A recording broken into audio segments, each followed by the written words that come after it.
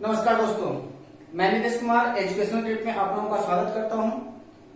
दोस्तों, आज हम लोग बात करने जा रहे हैं जड़ तना पत्ती के बारे में और इसका तीसरा भाग जो है वो आपकी पत्ती है। जड़ और तना के बारे में वीडियो आपके पहले भी अपलोड किए जा चुके हैं। ध्यान दीजिएगा कि जो हमारी पत्तियां होती हैं वह आपकी दो प्रकार की पत्तियां होती हैं। एक जो होती है वो आपकी सरल पत्ती होती है और दूसरी जो होती है वह आपकी संयुक्त पत्ती होती है।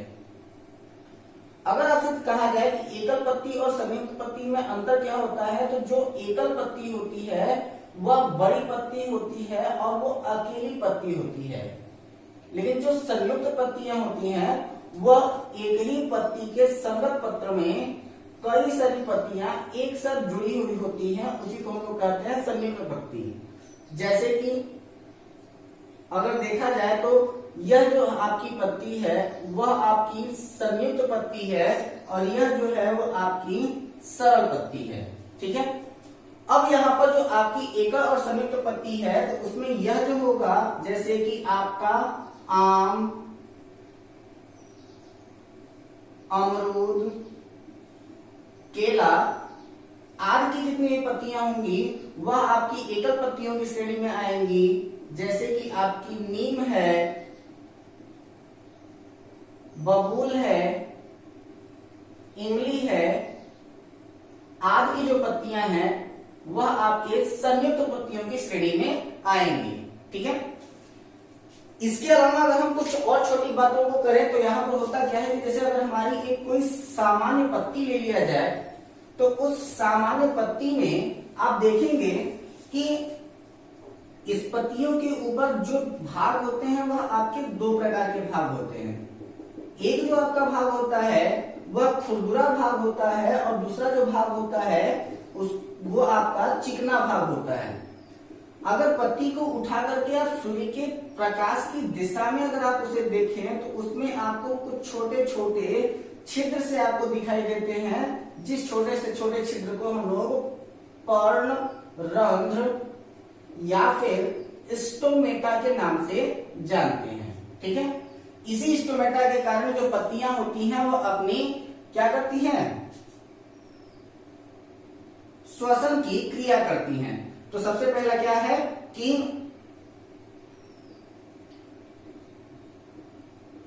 पत्तियों में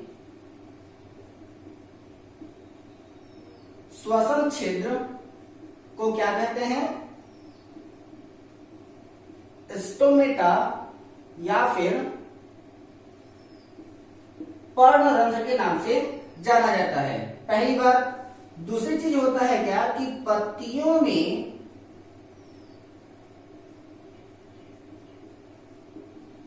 हरा रंग किसके कारण होता है, तो क्लोरोफिल के कारण होता है।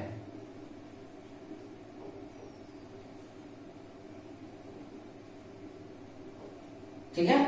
तो पत्तियों में हरा रंग किसके कारण होता है, तो क्लोरोफिल में के कारण होता है।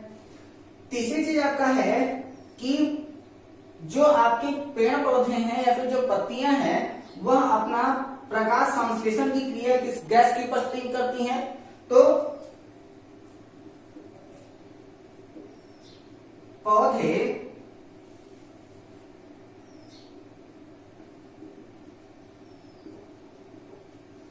प्रकाश संश्लेषण के लिए CO2 तथा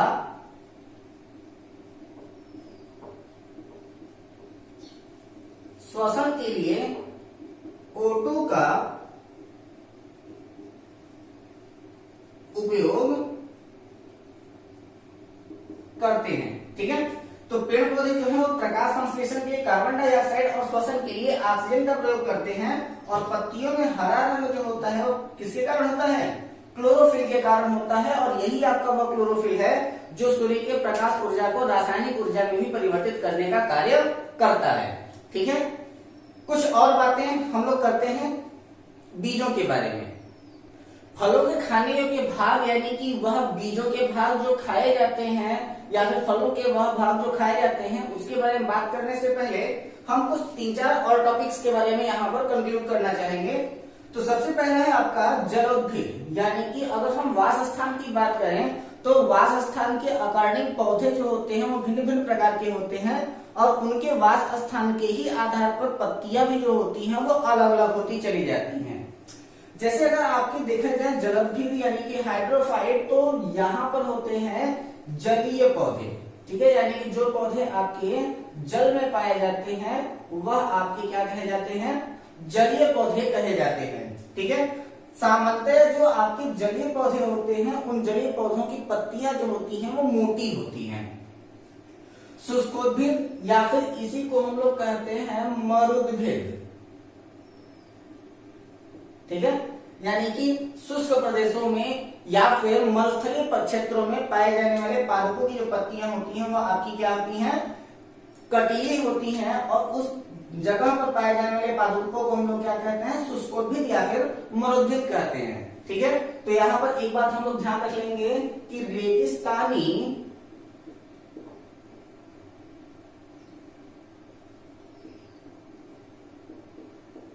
क्षेत्रों में पाई जाने वाली पादपों की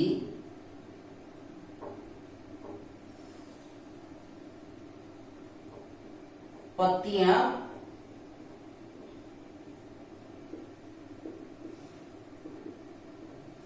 कटीली होती हैं। अगली बात कि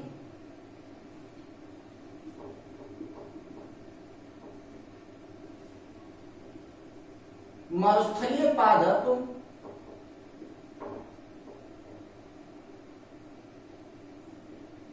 कांटे के रूप में जल का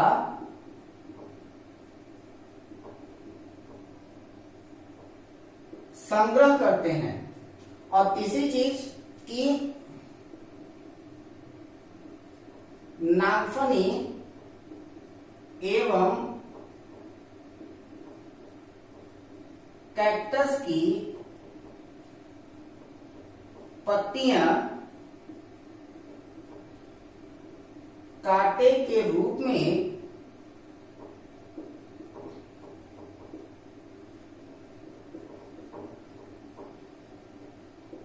रूपांतरित होती हैं।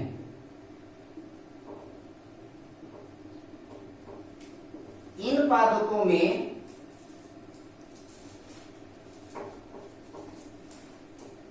प्रकाश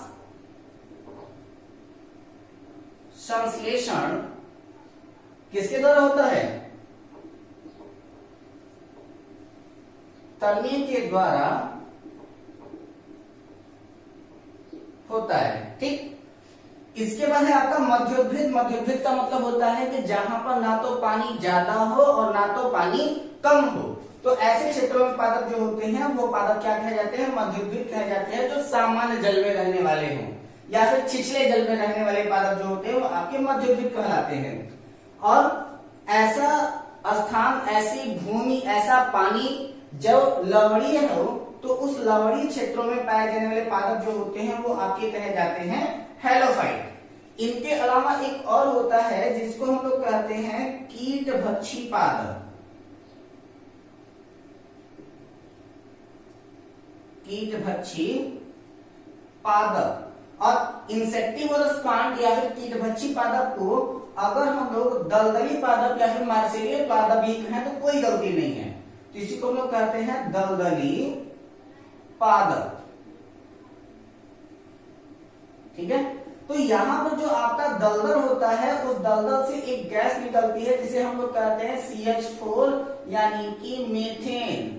और यहाँ पर दलदल को हम लोग मार्स कहते हैं, मार्सेलियल एरिया कहते हैं, इसीलिए मीथेन को क्या कहा जाता है, मार्स गैस के नाम से जाना जाता है। इसी को हम लोग क्या कहते हैं, मीथेन को मार्स गैस कहते हैं, ठीक। बिल्कुल ध्यान दीजिएगा इस बात का कि मीथेन गैस को क्या कहते हैं, मार्स गैस के नाम से जाना जाता है। और दलदली क्षेत्र में उगने वाले पादपों को कीटभक्षी पादप या फिर दलदली पादप कहा जाता है, क्योंकि ये पादप जो कीटभक्षी हैं ये पादप प्रकाश संश्लेषी होते हैं।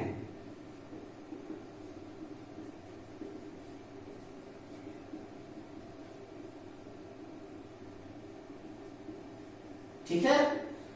पादप प्रकाश संश्लेषी होते हैं, आखिरकार वो कीटों का भक्षण क्यों करते हैं? तो दलदली क्षेत्रों में होती है नाइट्रोजन की कमी, ठीक है।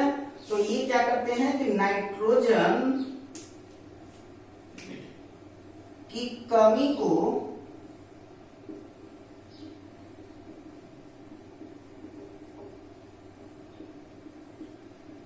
पूरा करने के लिए कीटों का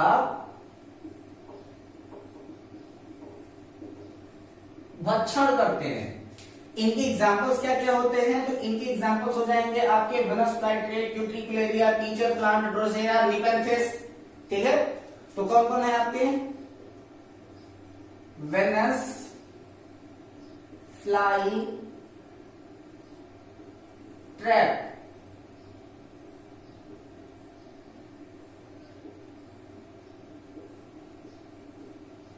यूट्रिकुलेरिया,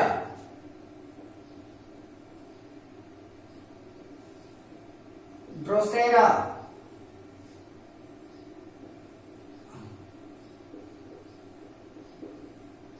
टीचर प्लांट,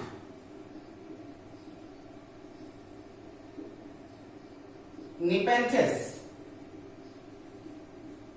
आज जो है वो आपके कीटभक्षी पादप हैं, जिनमें से ये जो आपका निपेंथिस है यह हमारे भारत में मेघालय में पाया जाता है, ठीक है।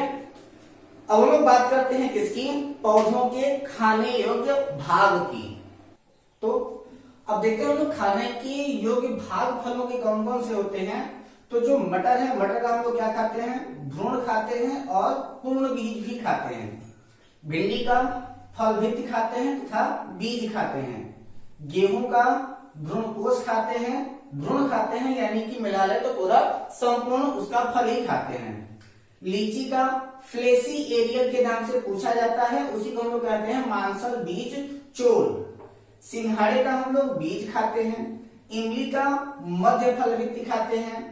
आम का मांसल मध्य फल भित्ति खाते हैं। सुपारी का भ्रूणकोश खाते हैं। अमरूद का भ्रूणकोश और बीजांडासन खाते हैं। बैगन का फल भित्ति खाते हैं और बीजांडासन खाते हैं। पपीता का मध्य फल भित्ति खाते हैं। मिर्च का संपूर्ण फल खाते हैं। सेब का मांसल पुष्पासन खाते हैं और सेब को जो है वह असत्य फल की श्रेणी में रखा जाता है। यह एक प्रकार का ड्रूप है, यानी कि यह एक प्रकार का फॉल्स फ्रूट है। कमल जो है उसका हम लोग खाते हैं पुष्पासन तथा बीज। कटहल का हम लोग सहपत्र खाते हैं, परिदल पुंज खाते हैं और बीज खाते हैं। सहतूत का हम लोग परिदल पुंज खाते हैं, यानी कि ऊपरी भाग खाते हैं। खरबूजा का मध्य एवं अंतः फल भित्ति खाते हैं और अनार का हम लोग खाते हैं रसदार बीज का बाह्य चोल, ठीक है। यानी कि इसका हम लोग क्या खाते हैं? रसदार बीज खाते हैं, ठीक है। कुछ और बातें, चलिए अब हम लोग बात करते हैं सब्जियों में रंग या फिर कड़वापन जो होता है वो किस कारण से होता है। तो मूली में तीखापन होता है आइसोसाइनेट के कारण। मिर्च में चटपटाहट, मिर्च तीखा नहीं होता, चटपटा होता है, ठीक है। तो मिर्च में चटपटाहट किसके कारण होता है? तो वो होता है कैप्सेसीन के कारण। ये तीन नाम आपको कंफ्यूज करेंगे, कैप्सेसीन, कैप्सेनथीन, कैप्सनथीन। कैप्सनथीन और कैप्सेनथीन दोनों एक ही मात्रा का ही केवल फर्क है इसमें। सलजम में चरबराहट होता है कैल्शियम ऑक्सलेट के कारण। खीरे में कड़वाहट होती है कुकुरबिटेसिन के कारण। पीपल में गंध होती है ओलियोरेसिन के कारण। आलू में हरा रंग होता है सोलेनिन के कारण। टमाटर में लाल रंग होता है लाइकोपिन नामक कैरोटीनॉइड्स के कारण। प्याज में पीला रंग होता है क्वेरासिटीन के कारण। प्याज में लाल रंग होता है कैप्सेनथीन के कारण। मिर्च में लाल रंग होता है कैप्सनथीन के कारण। हल्दी में पीला रंग होता है कुरकुमीन के कारण। गाजर में लाल रंग होता है एंथ्रोसाइनिन के कारण। गाजर में नारंगी रंग होता है कैरोटीन के कारण। और चने की पत्ती में खटास होती है एक्जेलिक एसिड के कारण, ठीक है। उम्मीद है आप लोगों को यह वीडियो पसंद आई होगी। आप लोग अपनी राय हमारे कमेंट बॉक्स में जरूर दें। हमारे अगर चैनल पर नए हैं तो हमारे चैनल को सब्सक्राइब करना ना भूलें। बने रहें हमारे साथ, हंसते रहें, मुस्कुराते रहें। हमारे इस चैनल को लाइक करें, सब्सक्राइब करें, ज्यादा से ज्यादा लोगों को शेयर करें। खुश रहें, स्वस्थ रहें, सुरक्षित रहें। तब तक के लिए धन्यवाद।